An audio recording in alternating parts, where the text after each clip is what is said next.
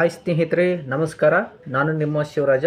ಇವತ್ತಿನ ಈ ಒಂದು ವಿಡಿಯೋದಲ್ಲಿ ಯಾರೆಲ್ಲ ಪಿ ಎಫ್ ಅಕೌಂಟ್ ಹೋಲ್ಡರ್ಸ್ ಆಗಿದ್ದೀರೋ ಅಂಥವರಿಗೆ ಗುಡ್ ನ್ಯೂಸ್ ಇದೆ ಸ್ನೇಹಿತರೆ. ಅದೇನಪ್ಪ ಅಂತ ಹೇಳಿದಾದರೆ, ಒಂದು ವರ್ಷದ ಪಿ ಎಫ್ನ ಬಡ್ಡಿ ಅಂದರೆ ಇಂಟ್ರೆಸ್ಟ್ ಅಮೌಂಟು ಜಮೆ ಮಾಡಿರಲಿಲ್ಲ.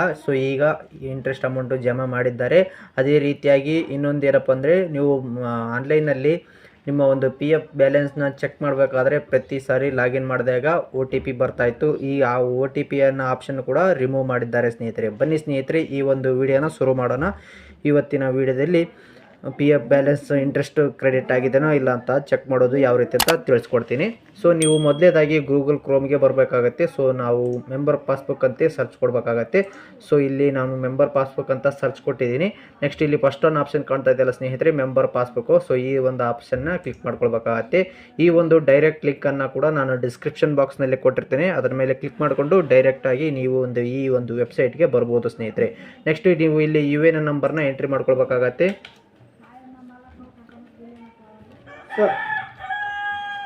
ಓಕೆ, ನೆಕ್ಸ್ಟ್ ಪಾಸ್ವರ್ಡ್ನ ಎಂಟ್ರಿ ಮಾಡ್ಕೊಳ್ಬೇಕಾಗತ್ತೆ ಸ್ನೇಹಿತರೆ. ಓಕೆ, ಈಗ ನಾನು ಪಾಸ್ವರ್ಡ್ನ ಎಂಟ್ರಿ ಮಾಡ್ತಾ ಇದ್ದೀನಿ.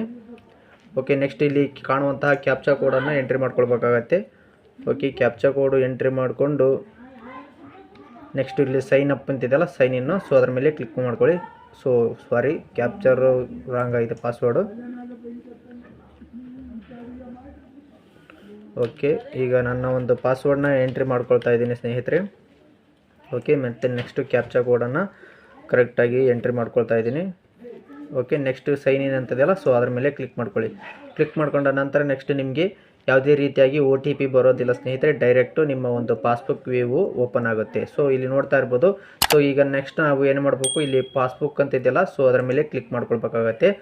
ಕ್ಲಿಕ್ ಮಾಡ್ಕೊಂಡ ನಂತರ ನೆಕ್ಸ್ಟ್ ಇಲ್ಲಿ ನೋಡ್ತಾ ಇರ್ಬೋದು, interest for the year 2024-25 has been credited and posted in the passbook of 2024-25 on 31st March 2025.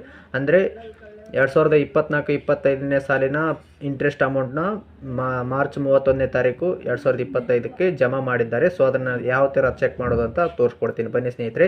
ಇಲ್ಲಿ ನಾವು ಇಯರ್ ವೈಸ್ ಪಾಸ್ಬುಕ್ ಸಮ್ಮರಿ ಅಂತಿದೆಯಲ್ಲ, ಇಲ್ಲಿ 25 ಇದೆ. 24ನೇ ಸೆಲೆಕ್ಟ್ ಮಾಡ್ಕೊಳ್ಬೇಕಾಗುತ್ತೆ, 2024.